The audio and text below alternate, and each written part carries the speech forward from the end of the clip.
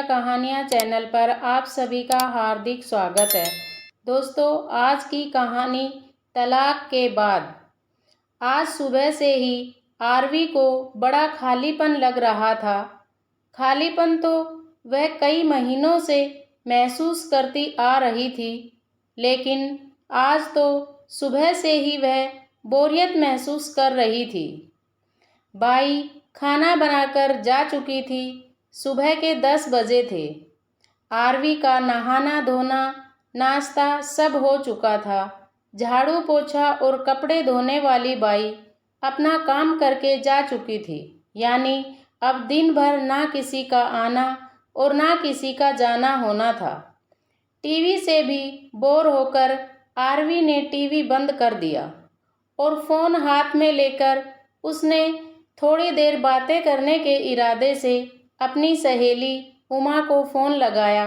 कैसी है तू? क्या चल रहा है? आरवी ने बड़े उत्साह से कहा, लेकिन आरवी की आवाज़ सुनकर उमा ने बेमन से कहा, ठीक हूँ, बस घर के काम कर रही हूँ। खाना नाश्ता क्या सब हो गया? हाँ, तू बता। नहीं यार, बोर हो रही थी तो सोचा तुमसे बात कर लूँ। चल न, दोपहर में पिक्चर देखने चलते हैं। आरवी उत्साह से बोली, नहीं यार, आज बेटी की तबीयत कुछ ठीक नहीं लग रही है, मैं नहीं जा पाऊंगी। चल अच्छा, मैं फ़ोन रखती हूँ, घर में ढेर सारे काम हैं। पिक्चर देखने का मन तो मेरा भी कर रहा है, पर क्या करूँ, पति और बच्चों के ढेर सारे काम और फरमाइशें होती हैं, कहकर उमा ने फ़ोन रख दिया। आरवी से उसने और कुछ नहीं कहा, लेकिन फ़ोन कटने से पहले आरवी ने उमा की वह बात स्पष्ट रूप से सुन ली थी जो उसने शायद अपने पति से बोली होगी। इस आरवी के पास घर गृहस्थी का कोई काम तो है नहीं, दूसरों को भी अपनी तरह खाली समझती है। बोलते समय स्वर की खिंच साफ महसूस हो रही थी। फिर आरवी ने अपनी दूसरी सहेलियों के पास फ़ोन मिलाया, लेकिन सभी ने बेमन से बात की। यानी आरवी से बात करने के लिए न तो किसी के भी पास फुर्सत है और न ही दिलचस्पी। सब की सब आजकल उससे कतराने लगी हैं, जबकि ये सभी तो किसी ज़माने में उसके सबसे करीब हुआ करती थी। एक गहरी सांस भरकर आरवी ने फ़ोन टेबल पर रख दिया। अब किसी और को फ़ोन करने की उसकी इच्छा ही नहीं रही। वह उठकर बालकनी में आ गई। नीचे की लॉन में बिल्डिंग के बच्चे खेल रहे थे। न जाने क्यों उसके मन में एक हूक सी उठी और आंखें भर आई। किसी के शब्द कानों में गूंजने लगे थे, तुम भी अपने माता पिता की इकलौती संतान हो आरवी, और मैं भी। हम दोनों ही अकेलेपन का दर्द समझते हैं। इसलिए मैंने तय किया है कि हम ढेर सारे बच्चे पैदा करेंगे, ताकि हमारे बच्चों को कभी भी अकेलापन महसूस न हो। रमन हंसते हुए अक्सर आरवी को छेड़ता रहता था। बच्चों को अकेलापन का दर्द महसूस न हो की चिंता करने वाले रमन की खुद की ही जिंदगी को अकेला करके सूनेपन की गर्त में धकेल आई थी आरवी। लेकिन तब कहाँ वह सोच पाई थी कि एक दिन वह खुद भी इतनी अकेली होकर रह जाएगी। कितना गिड़गिड़ाया था रमन, आखिर तक कितनी विनती की थी उसने, प्लीज़ आरवी, मुझे इतनी बड़ी सज़ा मत दो। मैं मानता हूँ मुझसे गलतियाँ हो गई, लेकिन मुझे एक मौका तो दे दो, एक आखिरी मौका दे दो। मैं पूरी कोशिश करूँगा कि तुम्हें अब से शिकायत का कोई मौका न मिले। रमन बार बार अपनी गलतियों की माफ़ी मांग रहा था, उन गलतियों की जो वास्तव में गलतियाँ थी ही नहीं। छोटी छोटी अपेक्षाएं, छोटी छोटी इच्छाएं थी जो एक पति सहज रूप से अपनी पत्नी से करता है। जैसे उसकी शर्ट का बटन लगा दे, बुखार से तपते और दुखते उसके माथे को पत्नी प्यार से सहला दे, कभी मन होने पर उसकी पसंद की कोई चीज़ बनाकर खिला दे, वगैरह वगैरह। लेकिन रमन की इन छोटी छोटी इच्छाओं पर भी आरवी बुरी तरह से भड़क जाती थी। उसे इन्हें पूरा करना गुलामी जैसा लगता था। नारी स्वतंत्रता, आर्थिक स्वतंत्रता, इन शब्दों ने उसका दिमाग खराब कर रखा था। स्वाभिमान, आत्मसम्मान, स्वावलंबी बन, इन शब्दों के अर्थ भी तो कितने गलत रूप से ग्रहण किए थे। उसके दिलो दिमाग ने मल्टीनेशनल कंपनी में अपनी बुद्धि के और कार्यकुशलता के बल पर सफलता हासिल की थी। आरवी ने फिर एक के बाद एक सीढ़ियां चढ़ती गई। आरवी पैसे और पद की चकाचौंध में इतनी अंधी हो गई कि आत्मसम्मान और अहंकार में फर्क करना ही भूल गई। आत्मसम्मान के नाम पर उसका अहंकार दिन पर दिन इतना बढ़ गया कि वह बात बात में रमन की अवहेलना करने लगी। उसकी छोटी छोटी इच्छाओं को अनदेखा करके उसकी भावनाओं को आहत करने लगी। उसकी इच्छाओं की उपेक्षा करना आरवी की आदत में शामिल हो गया। रमन चुपचाप उसकी सारी ज्यादतियां बर्दाश्त करता रहा, लेकिन वह जितना ज़्यादा बर्दाश्त करता जा रहा था उतना ही ज़्यादा आरवी का अहंकार और क्रोध बढ़ता जा रहा था। आरवी को भड़काने में उसकी सहेलियों का सबसे बड़ा हाथ रहा। वे आरवी की बातों या यूँ कहिए उसकी तकलीफ़ों को बड़े गौर से सुनती और रमन को भला बुरा कहकर आरवी से सहानुभूति दर्शाती। इन्हीं सहेलियों ने उसे रमन से तलाक लेने के लिए उकसाया। तब यही सहेलियां आरवी को अपनी सबसे बड़ी हित चिंतक लगी थी। ये सब दौड़ दौड़ कर आरवी के दुखड़े सुनने चली आती थी और उसके कान भरती थी। तू क्यों उसके काम करे? तू क्या उसकी नौकरानी या खरीदी हुई गुलाम है? तू साफ मना कर दिया कर, तू भी तो उसके बराबर कमाती है, तू क्यों उसकी इतनी सुनती है? एक दिन रमन ने बाजार से ताज़ा टिंडे लाकर अपने हाथ के मसाले वाले भरवा टिंडे बनाने का अनुरोध किया तो आरवी बुरी तरह बिफर गई कि मैं अभी ऑफिस से थकी मांदी आई हूँ और तुम मुझसे चूल्हे चौके का काम करने को कह रहे हो। उस दिन आरवी ने न सिर्फ रमन को बहुत कुछ उल्टा सीधा कहा, बल्कि उसने साफ साफ यह भी कह दिया कि अब मैं और अधिक तुम्हारी गुलामी नहीं करूँगी। आखिर मैं भी इंसान हूँ, कोई खरीदी हुई बांदी नहीं हूँ कि जब देखो तब सिर झुकाकर तुम्हारा हुक्म मानती रहूँ। मुझे इस गुलामी से छुटकारा चाहिए। यह सुनकर रमन सन सा खड़ा रह गया। एक छोटी सी बात इतना बड़ा मुद्दा बन जाएगी, यह तो उसने कभी सपने में भी नहीं सोचा था। इसके बाद वह आरवी से बार बार माफ़ी मांगता रहा, पर आरवी नहीं मानी। तो आखिर में आरवी की खुशी के लिए उसने अपने आंसू पीकर तलाक के कागजों पर दस्तखत करके उसे मुक्त कर दिया। पर आरवी क्या सचमुच मुक्त हो पाई? रमन के साथ जिस बंधन में बंध कर वह रह रही थी, उस बंधन में ही वह सबसे अधिक आज़ाद, स्वच्छंद और अपनी मर्जी की मालिक थी। रमन के बंधन में जो सुरक्षा थी, उस सुरक्षा ने उसे समाज में सिर ऊंचा करके चलने की एक गौरवमयी आज़ादी दे रखी थी। तब उसके चारों ओर रमन के नाम का एक अद्भुत सुरक्षा कवच था, जो लोगों की लालची और कुत्सित दृष्टि को उसके पास तक भटकने नहीं देता था। तब उसने उस सुरक्षा कवच को पैरों की बेड़ियां समझा था, उसकी अवहेलना की थी। लेकिन आज आरवी को एहसास हो रहा है कि उसी बेड़ियों ने उसके पैरों को स्वतंत्रता से चलना बल्कि दौड़ना सिखाया था।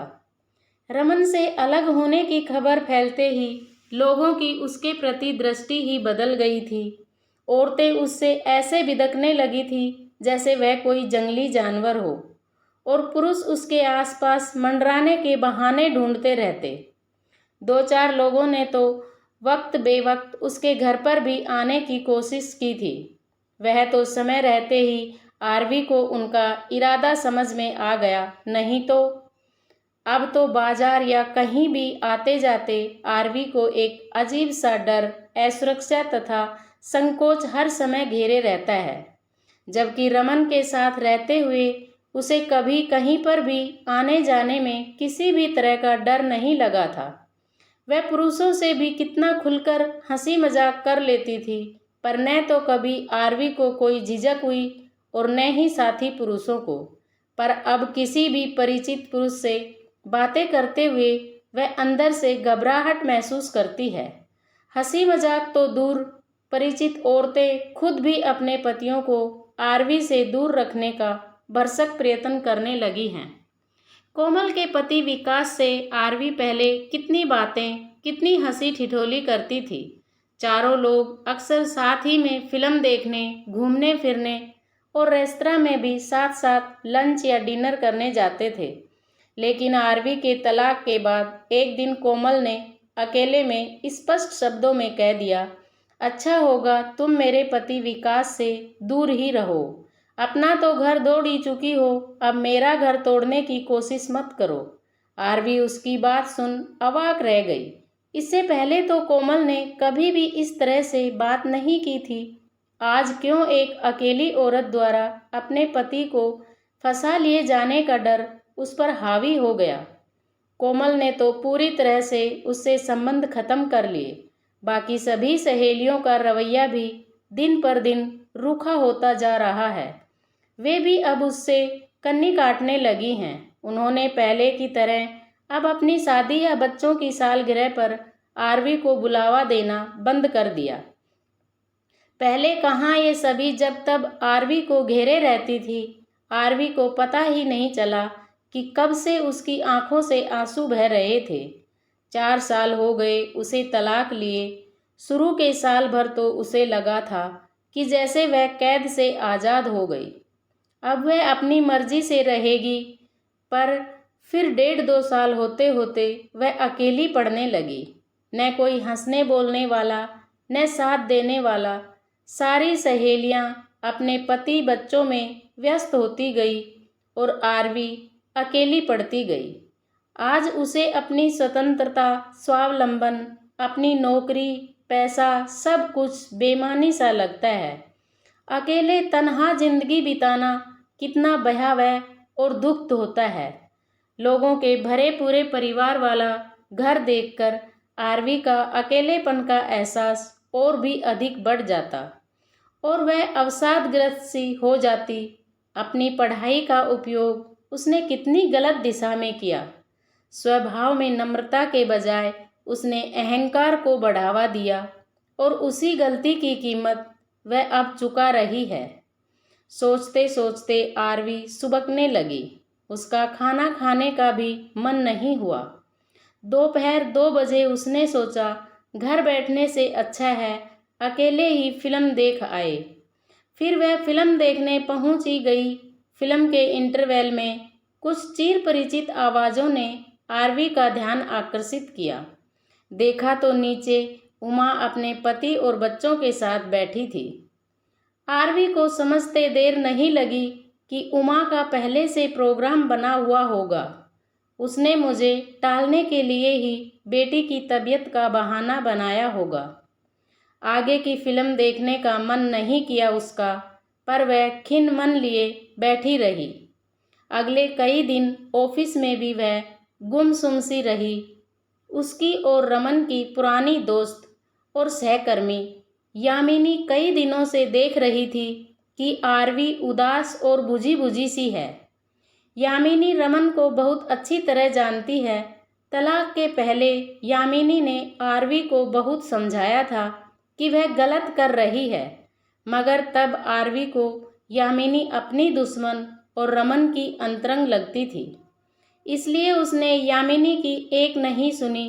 रमन से तलाक के बाद फिर यामिनी ने भी उससे बात करना लगभग बंद ही कर दिया था। लेकिन आरवी की आंखों में बार बार आंसू आ रहे थे, तो यामिनी अपने आप को रोक नहीं पाई।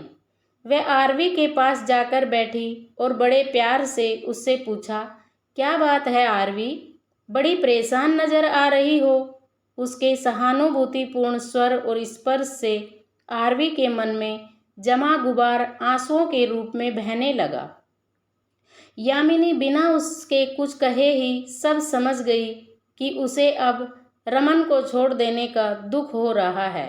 वह बोली, मैंने तुम्हें पहले ही समझाया था आरवी कि रमन को छोड़ने की गलती मत कर, लेकिन तुमने अपनी उन शुभ चिंतकों की बातों में आकर मेरी एक भी नहीं सुनी। तब मैं तुम्हें दुश्मन लगती थी, आज छोड़ गई न तुम्हारी सारी सहेलियां तुम्हें अकेला। यामिनी ने कड़वे स्वर में कहा। बस करो यामिनी, अब मेरे दुखी मन पर और तीर न चलाओ। आरवी रोते हुए बोली। मैं पहले से ही जानती थी कि वे सब बिना पैसे का तमाशा देखने वालों में से हैं। तुम उन्हें खूब पार्टियां देती थी, घुमाती फिराती थी, होटलों में लंच देती थी, इसलिए सब तुम्हारी हाँ में हाँ मिलाती थी। तब उन्हें तुमसे दोस्ती रखने में अपना फ़ायदा नज़र आता था, लेकिन आज तुम जैसी अकेली औरत से रिश्ता बनाने में उन्हें डर लगता है कि तुम मौका देखकर उनके पति को न फंसा लो। बस इसीलिए वे सतर्क हो गई और तुमसे दूर रहने में ही उन्हें समझदारी लगी। यामिनी का स्वर अब भी कड़वा था। आरवी अब भी चुपचाप बैठी आंसू बहा रही थी। और तुम्हारे बारे में पुरुषों का नज़रिया औरतों से बिल्कुल अलग है। पुरुष हर समय तुमसे झूठी सहानुभूति जताकर तुम पर डोरे डालने की फिराक में रहते हैं। अकेली औरत के लिए इस समाज में अपनी इज्जत बनाए रखना बहुत मुश्किल है। अब तो हर कोई अकेले में तुम्हारे घर आने का मंसूबा बनाता रहता है।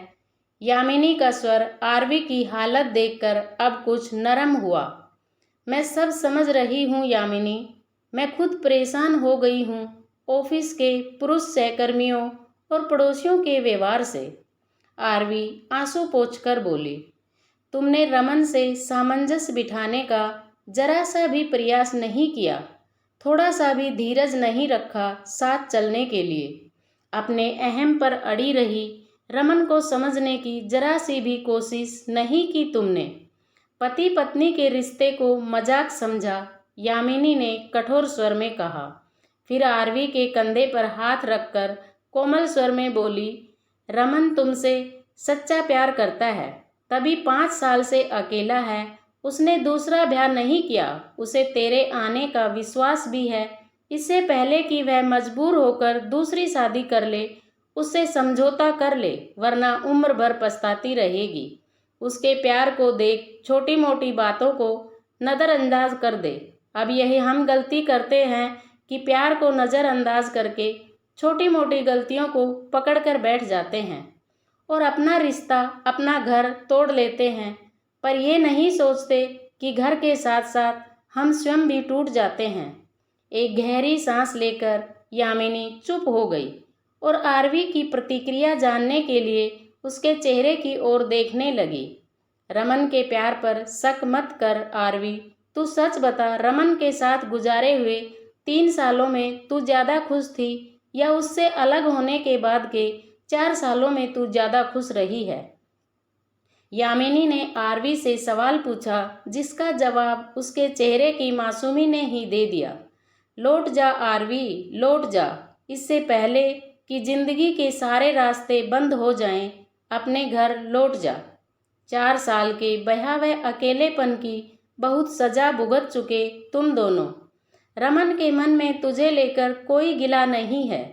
तू भी अपने मन में कोई पूर्वाग्रह मत रख और आज ही उसके पास चली जा। उसके घर और मन के दरवाजे आज भी तेरे लिए खुले हैं, यामिनी ने कहा। घर आकर आरवी यामिनी की बातों पर गौर करती रही। सचमुच अपने कारण नारी शक्ति और स्वावलंबन के नाम पर इस अलगाव का दर्द भुगतने का कोई अर्थ नहीं है। जीवन की सार्थकता रिश्तों को जोड़ने में है, तोड़ने में नहीं। तलाक के बाद उसे यह भली भांति समझ में आ गया है कि स्त्री की इज्जत घर और पति की सुरक्षा देने वाली बाहों के घेरे में ही है। फिर अचानक ही आरवी रमन की बाहों में जाने के लिए मचल उठी। वह रमन के पास जाने लगी। उसने वहां जाकर देखा, रमन के घर का दरवाज़ा खुला हुआ था। रमन रात में आरवी को अचानक अपने पास देखकर आश्चर्यचकित रह गया। आरवी बिना कुछ बोले उसके सीने से लग गई। रमन ने उसे कसकर अपने बाहों में बांध लिया। दोनों देर तक आंसू बहाते रहे। मनों का मैल और 4 सालों की दूरियां आंसुओं से धुल गई। बहुत देर बाद रमन ने आरवी को अलग करते हुए कहा, मेरी तो कल छुट्टी है, पर तुम्हें तो ऑफिस जाना है, चलो अब सो जाओ। आरवी बोली, रमन, मैंने नौकरी छोड़ दी है। नौकरी छोड़ दी है? पर क्यों? रमन ने आश्चर्य से पूछा। आर्मी शर्माते हुए बोली, तुम्हारे ढेर सारे बच्चों की परवरिश करने की खातिर। तो रमन हंस पड़ा। फिर दोनों एक दूसरे की बाहों में खोए हुए अपने कमरे की ओर चल पड़े। दोस्तों, शादी का रिश्ता बहुत पवित्र होता है। ऐसी छोटी छोटी बातों को लेकर हमें अपने घर गृहस्थी को नहीं तोड़ना चाहिए। जो गलती आरवी ने की, वह गलती कभी किसी को नहीं करनी चाहिए। जिंदगी में अच्छे दोस्त का होना बहुत जरूरी है, ना कि लोभी और लालची दोस्तों का। यामिनी ने एक अच्छे दोस्त का फर्ज निभाया और उसकी टूटती हुई गृहस्थी को फिर से जोड़ दिया। दोस्तों, ऐसी ही कहानियाँ सुनने के लिए चैनल को सब्सक्राइब करें और वीडियो को लाइक एंड शेयर करें। धन्यवाद। मिलते हैं अगले वीडियो में। जय Shri Shyam. It's not a game, it's a